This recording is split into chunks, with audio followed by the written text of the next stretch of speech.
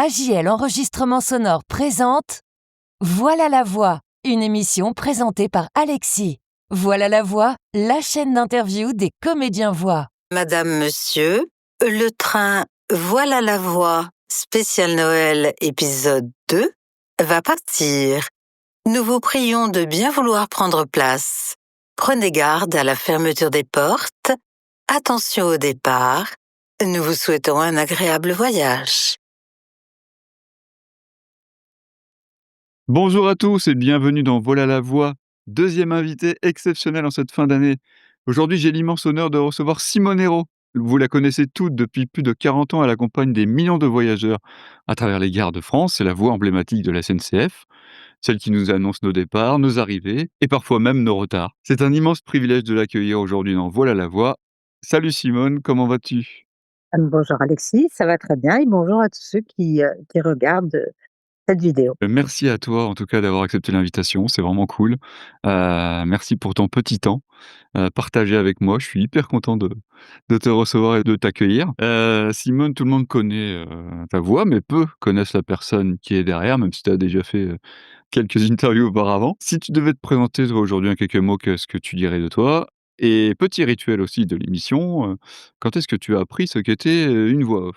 J'ai appris, ce qu'était une voix off, quand j'ai commencé à faire justement des voix, pour, de la pub éventuellement ou pour, comment on appelait ça avant? Il y a longtemps, des diapositives qui défilaient. Enfin, ça avait un nom, des diaporamas ou je sais pas quoi. Enfin, il y a très longtemps, hein, et voilà, ça oui, j'ai commencé à comprendre il y a très longtemps ce qu'était une voix off.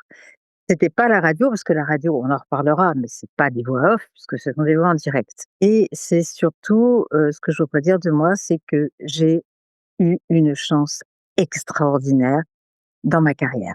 Voilà, beaucoup de chance. Mais du talent aussi. Oh oui, j'irai pas jusqu'à dire ça, surtout pas. Alors, on peut pas avoir de la chance, non plus tout le temps, hein. Il y a aussi forcément du talent, et des opportunités, qui sont venues au fil du temps, j'imagine. Simone, on t'associe instantanément au train, au voyage, à la SNCF. Est-ce que tu te souviens du moment où tu as pris conscience que ta voix faisait partie du quotidien de millions de voyageurs, en fait? J'en ai pris conscience, mais pas au tout début. Pendant quelques années,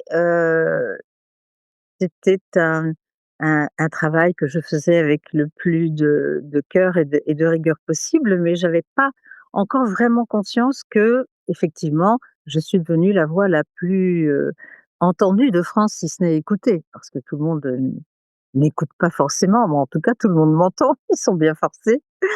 C'est un petit peu après quand même, après quelques années où je me suis dit: «C'est quand même, là aussi quelle chance!» Ben, on va revenir, sur l'aventure SNCF un peu plus tard.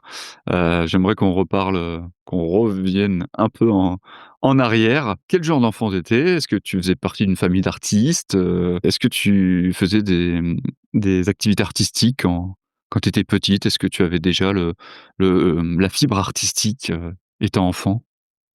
Alors je ne faisais pas du tout partie d'une famille, d'artistes. Mon père était, directeur, technique d'une grosse, boîte.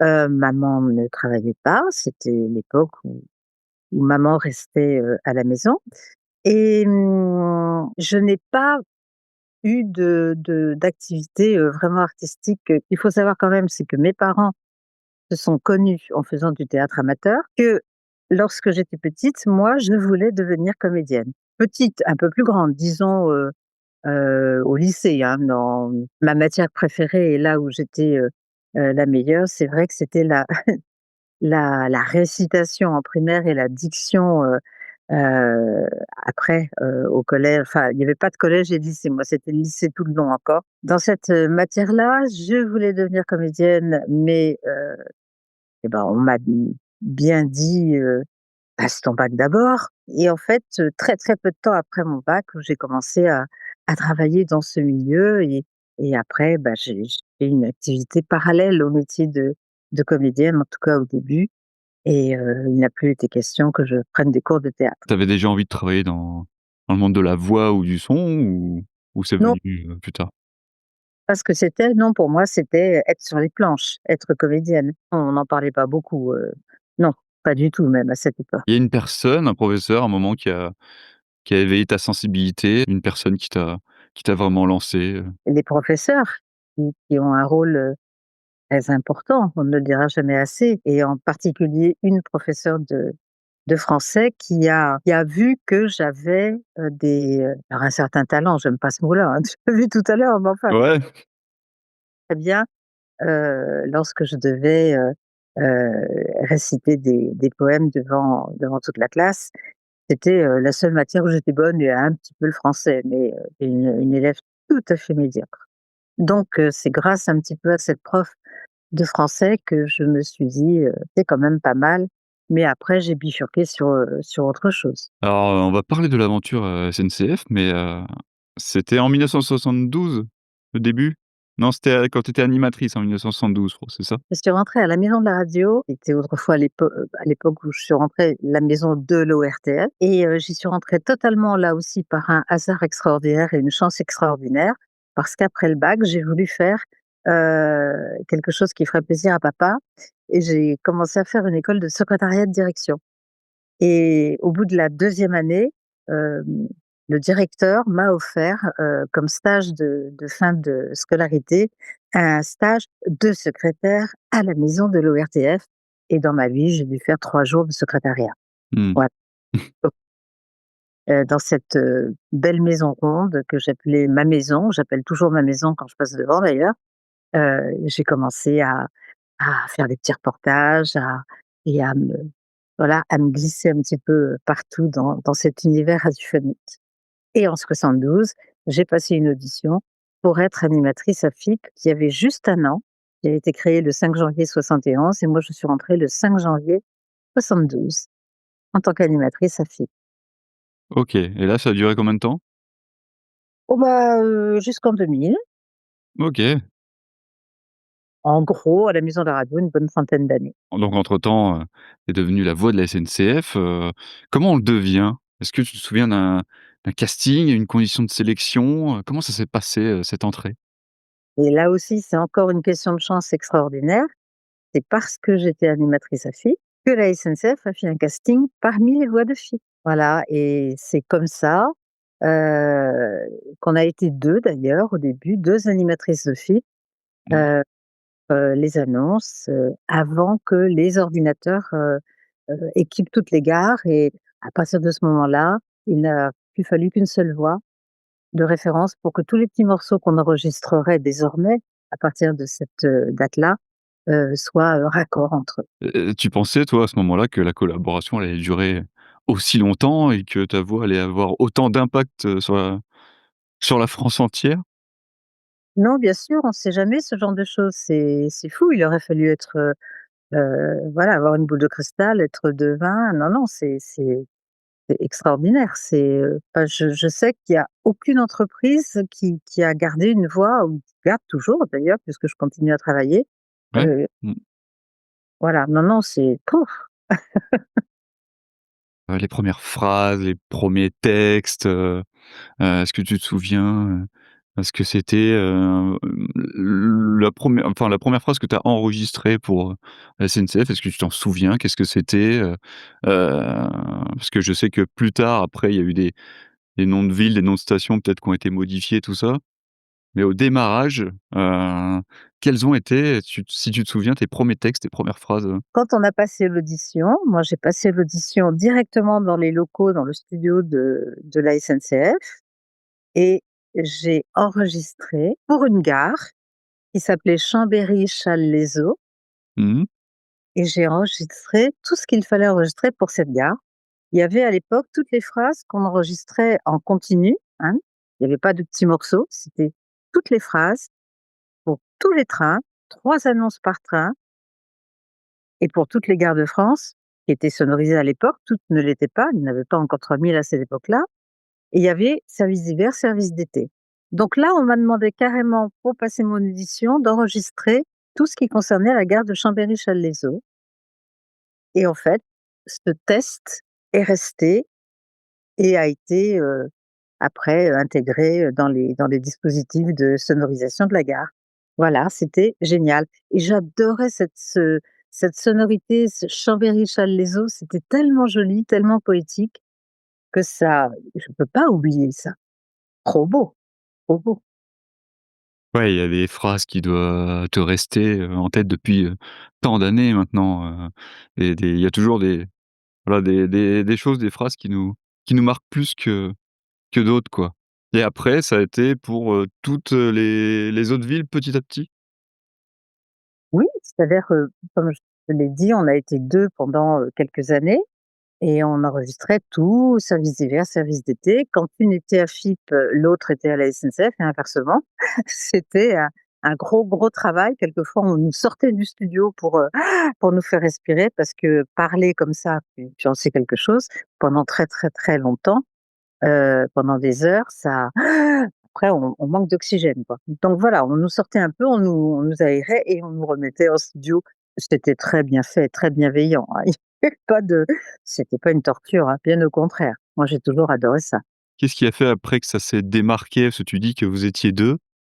Qu'est-ce qui a fait qu'après on a plus, entendu toi que la 2e collaboratrice, sans rentrer dans le détail évidemment, mais qu'est-ce qui a fait qu'après, ça a tranché? Comme je te l'ai dit, on enregistrait au tout début toutes les phrases en entier. Quand les ordinateurs sont arrivés et ont équipé la majorité des gares, on s'est mis à enregistrer des mots ou des groupes de mots ou des petites phrases, mais qui faisaient l'objet de, fichiers, informatiques.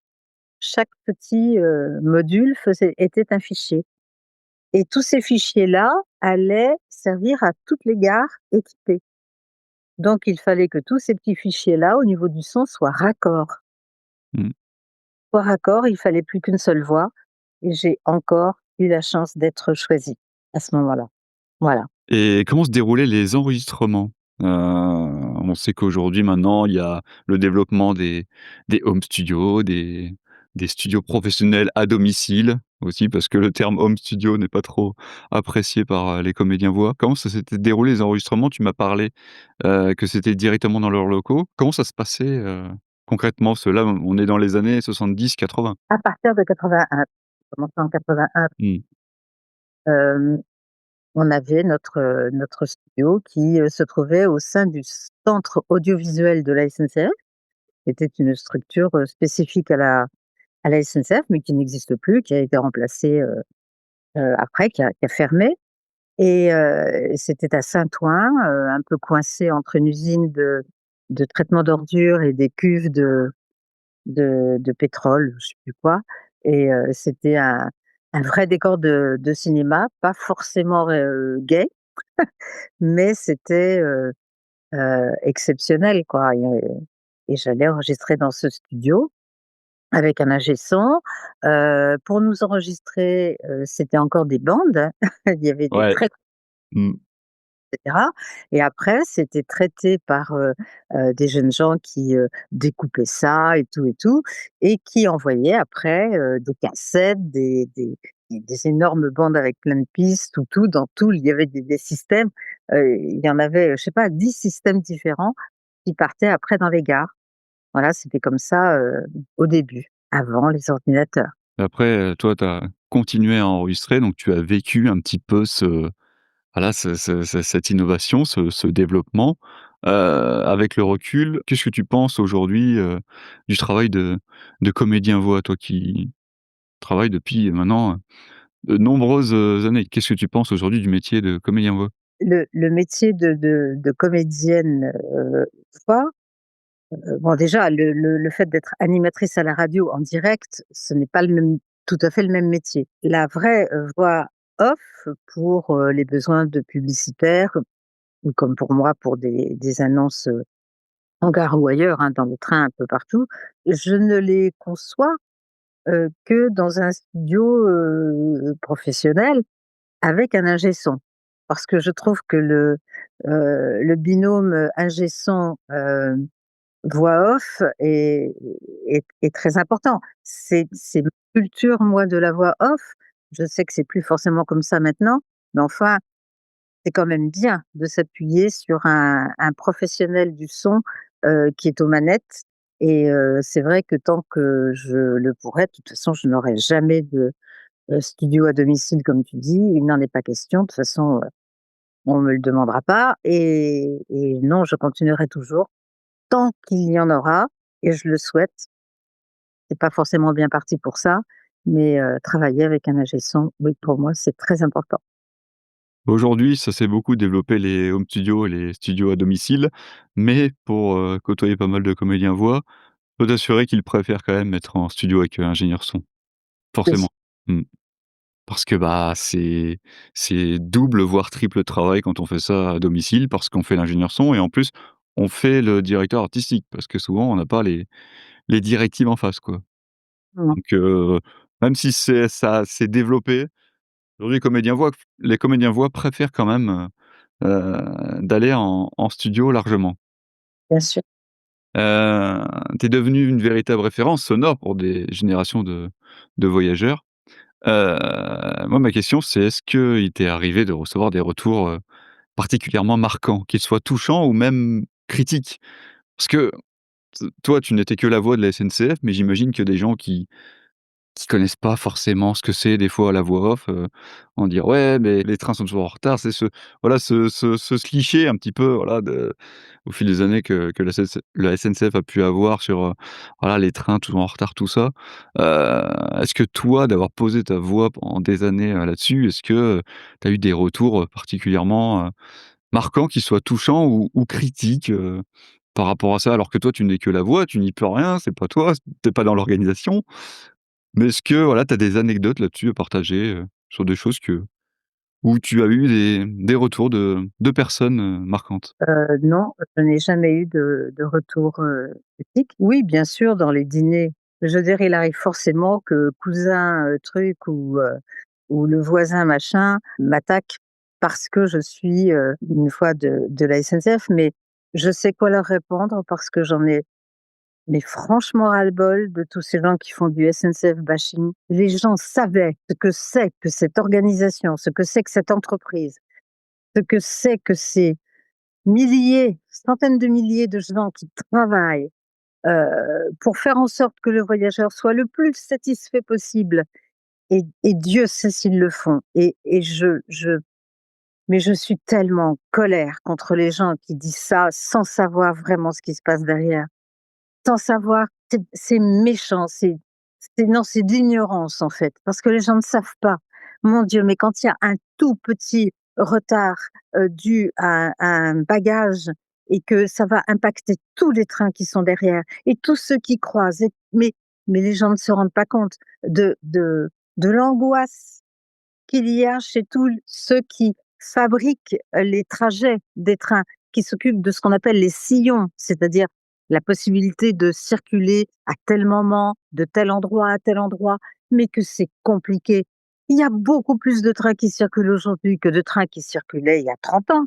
Sûr. Mmh. Donc forcément, c'est beaucoup plus compliqué. Mais c'est incroyable, ça me met, hors de moi et j'essaie d'expliquer toujours aux gens: «Mais il faut arrêter, quoi». Alors évidemment qu'on essaye d'aller le plus possible vers l'excellence. C'est pour ça aussi que, en ce moment, il y a des centaines de rames de ce nouveau TGV qui va, circuler dans quelques mois, qui sont en construction. Parce que plus il y aura de ces rames, par exemple pour les lignes nouvelles, hein, pour les lignes TGV, c'est pas le plus gros du trafic, hein. Mais plus il y aura de rames qui vont pouvoir circuler, moins les billets sont chers. Mais la SNCF, elle vole pas l'argent, hein. C'est, si les billets sont chers et je le comprends parfaitement parce que oui, c'est vrai, c'est cher, ils peuvent pas faire autrement parce qu'eux-mêmes ont tellement de charges, tellement. Ça, c'était la première partie de la question. La deuxième partie, c'est est-ce que, j'ai eu des messages positifs ou touchants? Mais j'en ai tous les jours, mais tous les jours. Je fais des pour les cheminots, beaucoup d'annonces, pour des mariages, pour des départs en retraite, pour des petits-enfants qui adorent, les voyages en train. J'en ai un là, il faut que je lui fasse une annonce qui récite par cœur, des trajets absolument fous avec toutes les gares desservies, il a 6 ans et demi. Mmh. Pour que les parents me contactent, pour que je leur fasse une surprise. Mais j'en ai tous les jours des témoignages de gens qui sont, voilà, qui sont contents de me parler ou d'avoir un souvenir de moi ou de et ça a pas de prix. Il y a un jour un Iranien pour qui j'ai fait une annonce d'anniversaire. C'était une surprise, c'est sa fiancée, qui, voulait cette surprise pour lui parce que lui, il lui a raconté que quand il arrivait en France pour faire ses études les premières fois, la première personne qu'il entendait, c'était moi Mmh. et il m'avait appelé la voix de la France quand même. Ah, incroyable. Trop beau, quoi. Et à chaque fois, ça me fait pleurer parce que c'est le pouvoir de la voix. C'est incroyable. Ils me voient pas.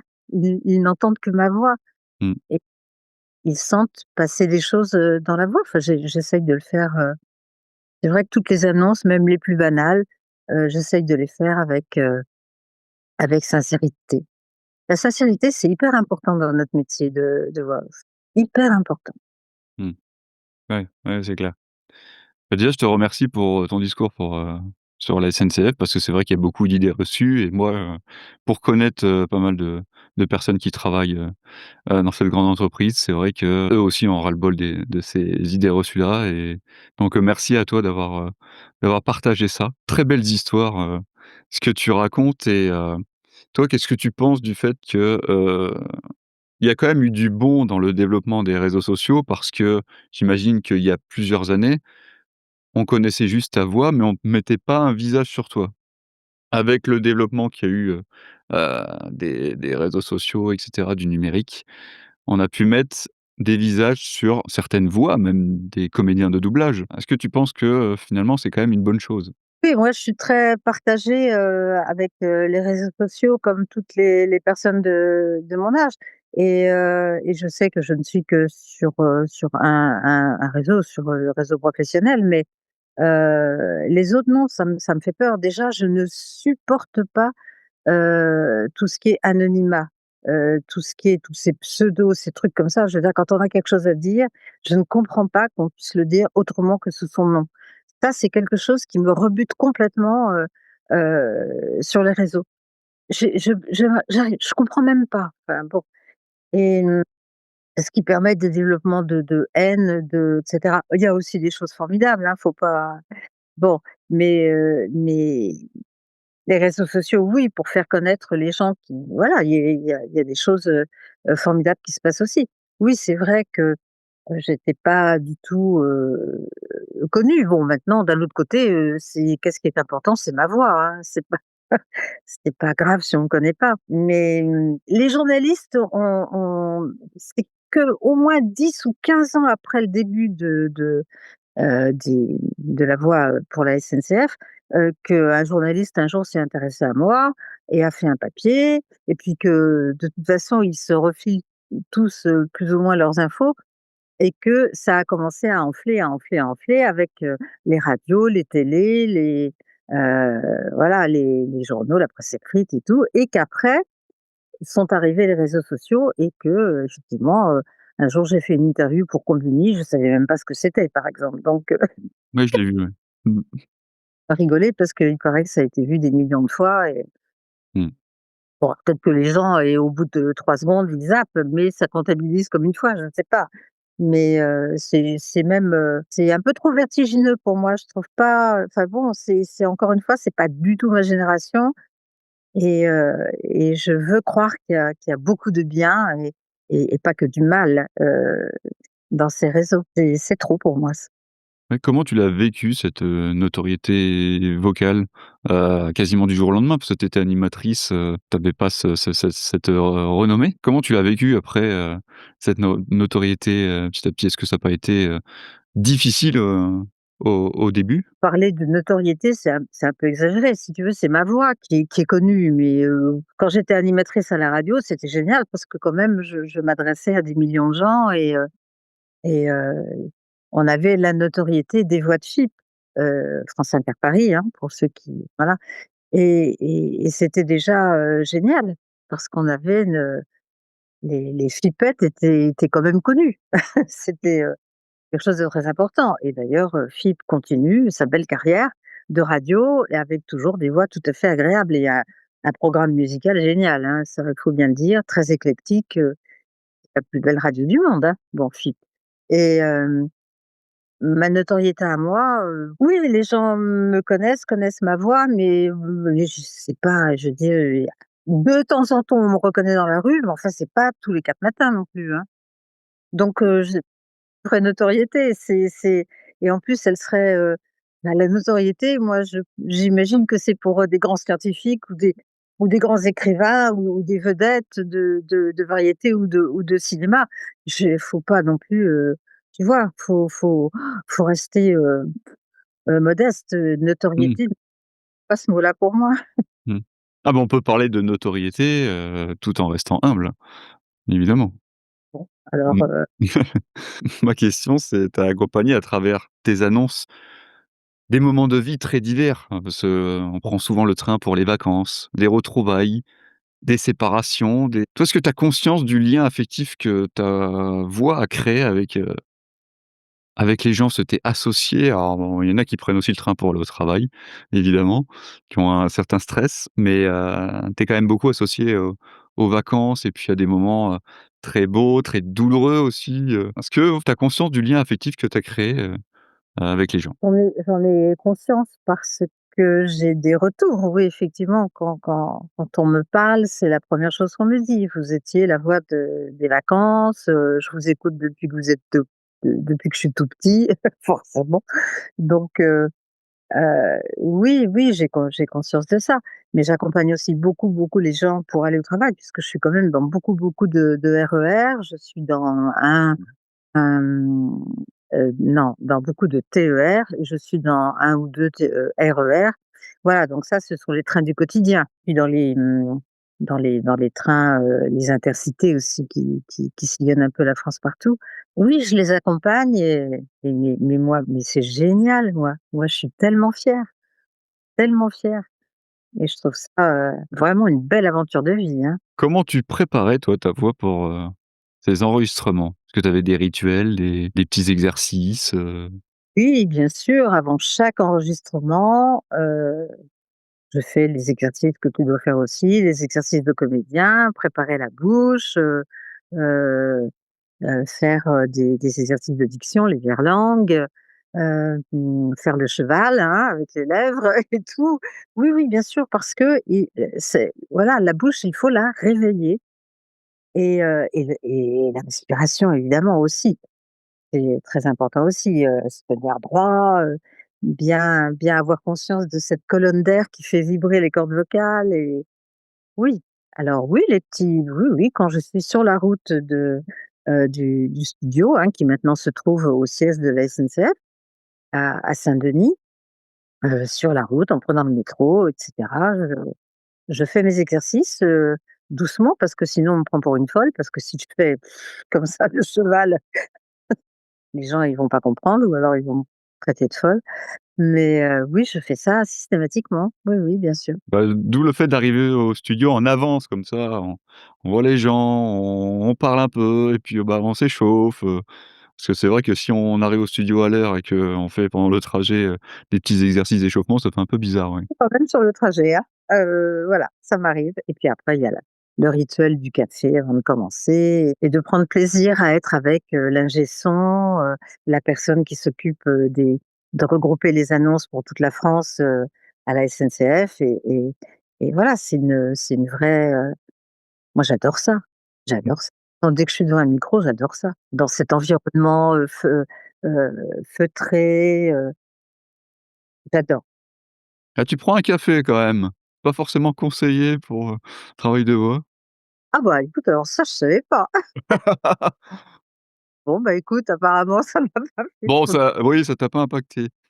Quelle est selon toi la qualité essentielle d'une voix qui accompagne, un public, sans jamais, le lasser? j'avais commencé à l'évoquer un petit peu tout à l'heure, avec toi. Je pense que, heu, les émotions et les intentions passent, assez facilement, dans la voix et je pense que la sincérité On en parlait tout à l'heure, ouais. Mmh. et et le naturel. Alors, on est d'accord quand on fait une pub et qu'on vous demande de faire tel ton ou tel, ou avoir telle intention qui n'est pas du tout, la sienne, pas du tout un reflet de personnalité. Évidemment, c'est à ce moment-là, c'est un boulot de comédien. Mais pour une voix off, ordinaire, on va dire, il vaut mieux être, le plus naturel possible et sincère. Tu sais, j'ai mon tube, «Éloignez-vous de la bordure du quai, s'il vous plaît», hein. Bon, Mmh. il y a une romancière qui s'appelait, Annie Saumon, qui a écrit dans un de ses recueils de nouvelles, une nouvelle, heu, qui s'appelle, en toute modestie, Simone. Cette nouvelle, c'est l'histoire d'un monsieur, qui vient de subir une rupture et qui veut en finir et qui se met sur un quai de gare et qui veut absolument sauter et il m'entend: «Éloignez-vous de la bordure du quai, s'il vous plaît», et son personnage n'a de cesse de retrouver cette voix qui l'a momentanément sauvé, enfin qui l'a sauvé. Et cette femme, Annie Saumon, qui est une dame, âgée déjà quand elle a écrit cette nouvelle, elle a fait le parcours qu'elle a ensuite, fait faire à son personnage pour me retrouver. Elle est allée dans les gares, elle a demandé, on lui a dit: «Ben non, elle est pas là», et elle a atterri à La Vie du Rail, qui est un voilà, un journal, bien connu des amateurs de chemin de fer, et il se trouve que je faisais la couverture de ce journal au moment où elle est arrivée dans la cour de ce journal, et elle a vu toutes les piles avec ma photo en première en couverture. Voilà, donc elle avait fait tout ce trajet-là, et après il y a eu un dessin animé qui a été tiré de cette nouvelle et tout. Mmh. Bon, OK. tout dire, c'est rigolo, mais éloignez-vous de la bordure du quai, c'est vrai que je ne l'ai pas dit en l'air. Maintenant d'ailleurs, on dit plus: «Éloignez-vous de la bordure du quai, s'il vous plaît», parce que «s'il vous plaît», on peut plus le dire parce que ça leur plaise ou non, il faut qu'ils s'éloignent. Pour des raisons juridiques, on peut pas leur dire: «S'il vous plaît». C'est horrible, hein, mais c'est la vérité. Et on ne dit plus bordure, mais bord du quai parce qu'eux, ils ont trouvé que c'était plus juste et en plus plus court. Parce qu'il faut dire aussi qu'on essaye le plus possible d'éviter la pollution sonore dans les gares. Mmh. Et d'aller Voilà, à donc l'essentiel. voilà, d'aller à l'essentiel, mais je le dis, quand je dis: «Éloignez-vous du bord du quai», je vais le dire avec la même intention et la même intonation que: «Éloignez-vous de la bordure du quai, s'il vous plaît». Et on va parler de l'évolution du métier et ton regard sur les voix, aujourd'hui. Le monde de la voix a beaucoup évolué, hein, tu le sais. Les nouvelles technologies, l'IA, l'automatisation. Comment toi tu vois, l'avenir, du métier? J'aimerais bien qu'il soit moins sombre que, ce à quoi on pense aujourd'hui. Est-ce que cette bataille contre l'IA, va porter ses fruits de la part des comédiens, de la part de tous les artistes d'ailleurs? Comédiens, musiciens, écrivains, comédiens de voix off ou, de doublage, ou évidemment, je rigole parce qu'il y a mes chats qui font la: «Arrête d'esquinter mon canapé là. Tu veux arrêter s'il te plaît?» Bon, j'ai Et 2 beaucoup chats beaucoup de chats qui sont passés dans l'émission. et oui, alors donc qu'est-ce que je disais? Oui, cet avenir, il est voilà, il y a moi, je fais partie d'une association professionnelle qui s'appelle Les Voix, Ouais. et ils se battent comme des lions, mais ils sont extraordinaires, l'investissement de mon Dieu, ils sont formidables, et heu, vraiment, ils se bagarrent, à un niveau national, européen, international, pour faire en sorte, non pas de rayer l'IA, mais au moins de faire en sorte que l'IA ne vole pas, les voix des comédiens, et que les comédiens, qui sont, appelés par l'IA, soient au moins, rémunérés à la hauteur de ce voilà, de ce qu'ils donnent à l'IA, quoi. Mais, malheureusement, pour l'instant, ils sont l'IA un train d'avance, si j'ose dire. Mais mes camarades et tous les comédiens et autres artistes, se battent. Voilà. Faut pas, rejeter le progrès, mais il faut pas non plus que le progrès tue systématiquement, plein de professions. C'est toujours pareil le développement, que ce soit dans n'importe quoi, dans n'importe quel secteur d'activité, le développement du numérique, faut qu'il soit utilisé à bon escient et ce qu'il y ait une légifération pour Bien que, sûr, ouais. le RGPD, qui nous protégeait n'est pas suffisant face à l'IA. Donc il faut d'autres mesures beaucoup plus, rigoureuses et beaucoup plus, documentées, beaucoup plus enfin, il y a un énorme travail à faire. Ouais, il y a le mouvement, Tous Spam AVF, de toute manière, hein, et il faut pas lâcher ce combat. Il faut que ça continue sur la durée, même si c'est compliqué aujourd'hui, même si on se dit que les efforts sont pas forcément récompensés, ça prend du temps, des fois, les choses, et j'espère qu'à force de combativité et d'acharnement que ça va bien se passer. L'IA, elle galope plus vite que voilà, que les choses qui prennent plus de temps. Mmh. C'est faut ouais, bon, allez, on va être positif, on va rester positif. Oui, c'est ça. Bah, toujours. Bon, on va parler de d'autres projets, que tu as pu faire. Tu n'es pas que la voix de la SNCF quand même, hein, tu as posé ta voix pour, d'autres projets artistiques. Est-ce que, certains que tu peux nous en parler? Et après que tu nous parles de ta compagnie de lecture.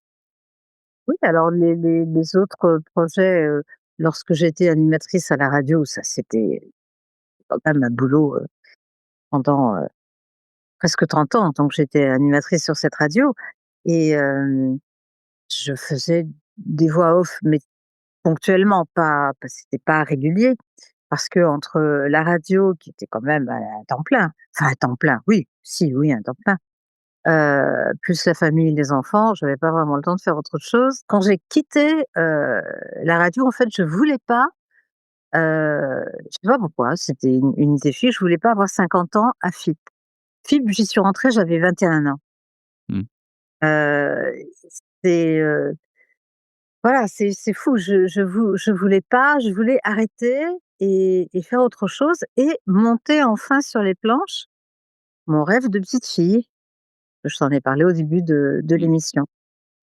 Et donc avec un ami, qui travaillait d'ailleurs avec moi à la SNCF, on a fondé une compagnie de lecture.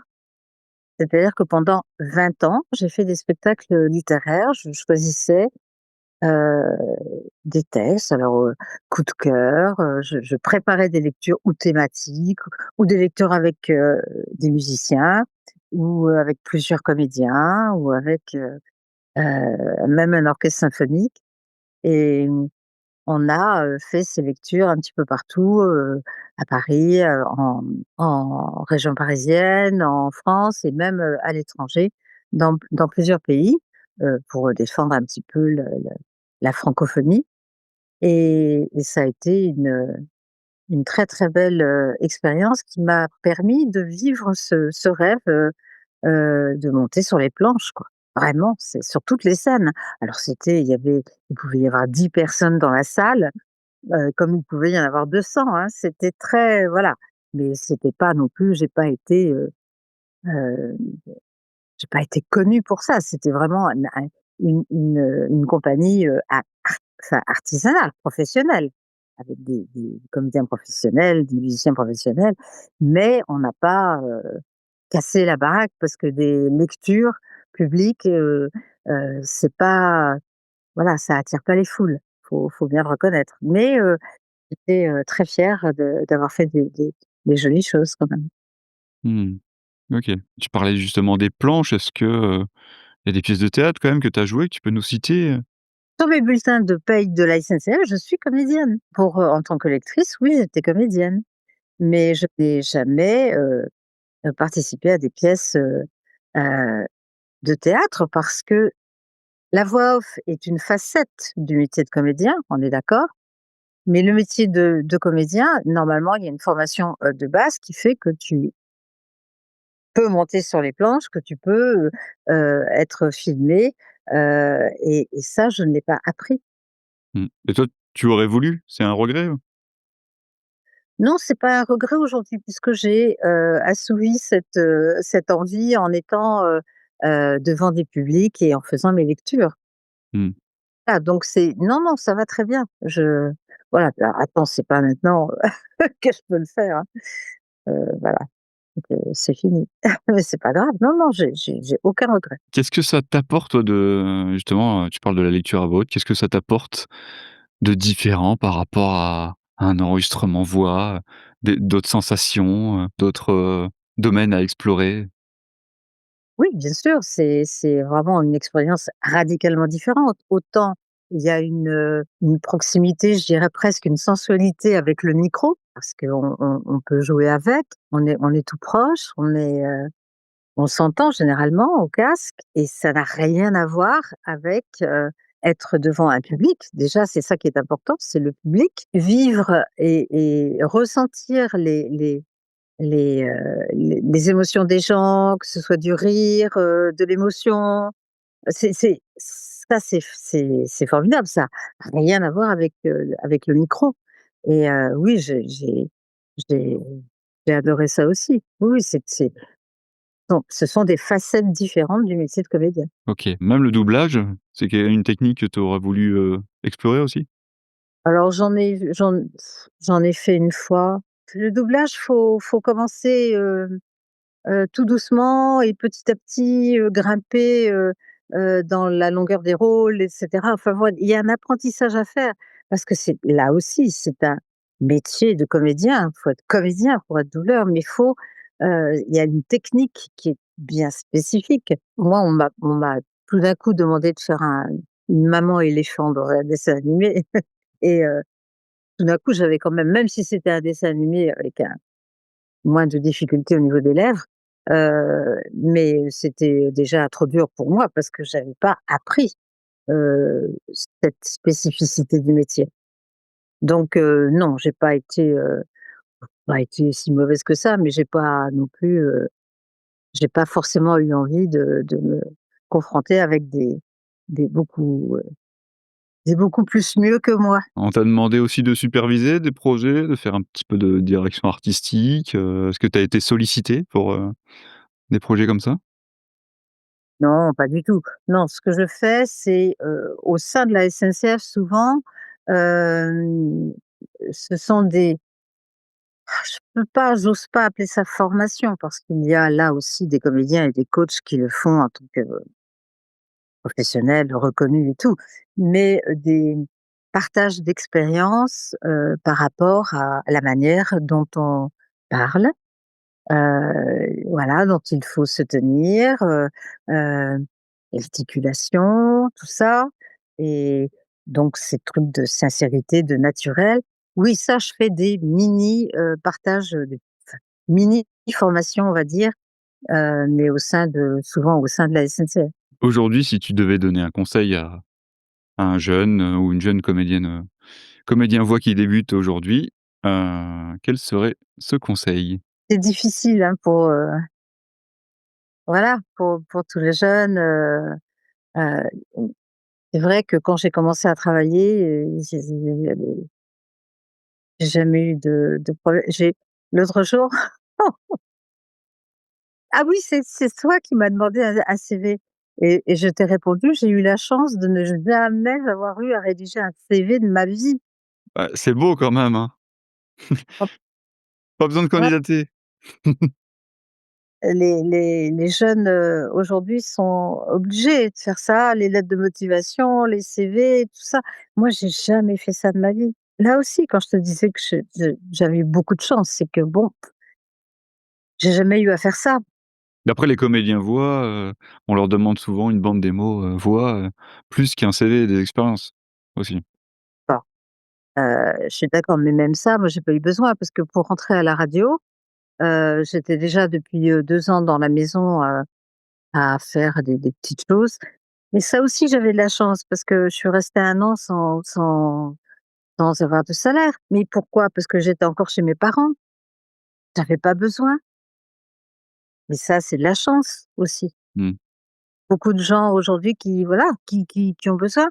Moi, je suis restée, stagiaire pendant 1 an sans gagner un rond et après quand j'ai passé une audition, pour être, animatrice à FIP, c'était les 2 directeurs de FIP qui faisaient, passer les auditions et voilà. Ouais, il y a beaucoup d'idées reçues sur les comédiens comme quoi, ça peut être des feignants, que, ils ont eu facile alors qu'il y en a beaucoup, beaucoup et de nombreux comédiens et comédiennes, ont dû s'acharner à faire des petits boulots, à travailler 7 jours sur 7, à travailler le soir, les castings. Maintenant, il y a beaucoup de self-tape, mon comédien, il travaille toute la journée, le soir, il fait aussi des vidéos pour des castings, et puis après, bah, il travaille aussi, il fait des petits boulots le week-end. Enfin, il y en a qui ont eu cette chance, comme tu dis, comme toi, tu as pu l'avoir de voilà, de pouvoir être chez d'avoir pu être chez les parents, tout ça, mais c'est pas tout le monde comme ça. Il y en a qui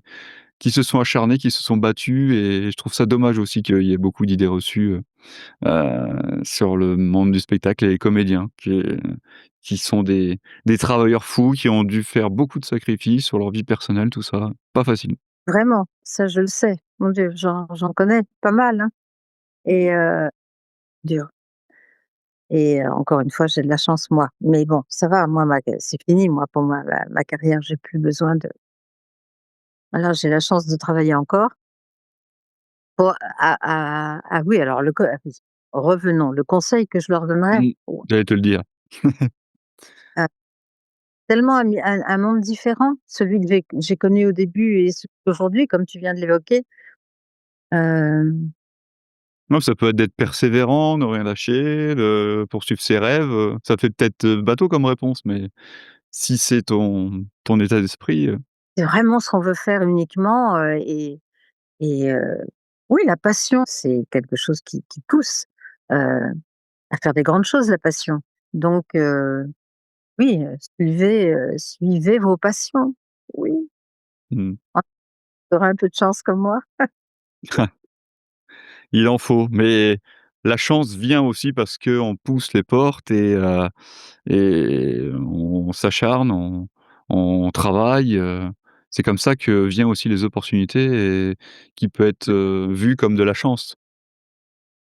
Oui, alors c'est ça aussi qu'il faut se dire, oui, oui, il faut saisir les opportunités et puis, une pierre après l'autre, on peut bâtir quelque chose, mais oui, Dernière question, si tu devais choisir un mot ou une phrase qui résume ton aventure avec, la SNCF, ce serait quoi? il y a une phrase que j'adorais dire et qu'on ne dit plus pour les raisons que je t'ai expliquées également, qu'il faut pas bombarder trop les gens de messages sonores et tout, c'est, «La SNCF vous souhaite un agréable voyage». Voilà, ça résume assez bien. Je m'adresse à une à des milliers de gens, millions d'ailleurs mais je m'adresse à chacun. Mmh. Oui, puis, le souhait d'un bon voyage, c'est pas forcément lié que au voyage du train, ça peut être aussi un bon voyage dans la vie, dans les projets, dans la Mmh, vie personnelle, professionnelle. Ça veut dire plusieurs choses, cette phrase, en fait. exactement, Mmh. complètement. Je leur souhaite le meilleur dans leur vie, quoi, en Ouais, gros. c'est ça. Donc c'est très bien résumé. Eh beh, je te Alors c'est remercie beaucoup. Ah, vas-y, si tu as autre chose? un truc rigolo quand même, hem, il y a 2 3 ans, 2 ans, je sais plus, à l'occasion des Journées du patrimoine, hem, on m'a demandé d'être la marraine et tu sais pourquoi? C'est parce que le thème cette année-là, c'était le patrimoine vivant. Donc j'ai été la marraine en tant que patrimoine vivant des Journées du patrimoine de la SNCF. Ça m'a tellement fait rire. Je trouve ça et c'est génial quand même. Patrimoine vivant, lui, hein. Ouais. Oh, tu le mettras pas si tu veux, hein, si tu veux les finir là, pas de souci. Ah non, mais ça résume bien aussi, ta carrière, hein. Un sacré patrimoine. Ça Merci beaucoup Simone pour, cet échange, c'était vraiment sympa. Je suis vraiment ravi de t'avoir, accueilli dans l'émission, pour ta disponibilité, ta gentillesse, ton dévouement, d'avoir partagé tout ça, je te remercie beaucoup. Merci beaucoup Alexis, j'étais ravie de faire, cette émission avec Eh ben, merci à toi et les auditeurs, les auditrices, merci d'avoir suivi cette émission et je vous souhaite une bonne soirée et je vous dis à bientôt pour un prochain épisode. Ciao et joyeuses fêtes à tous.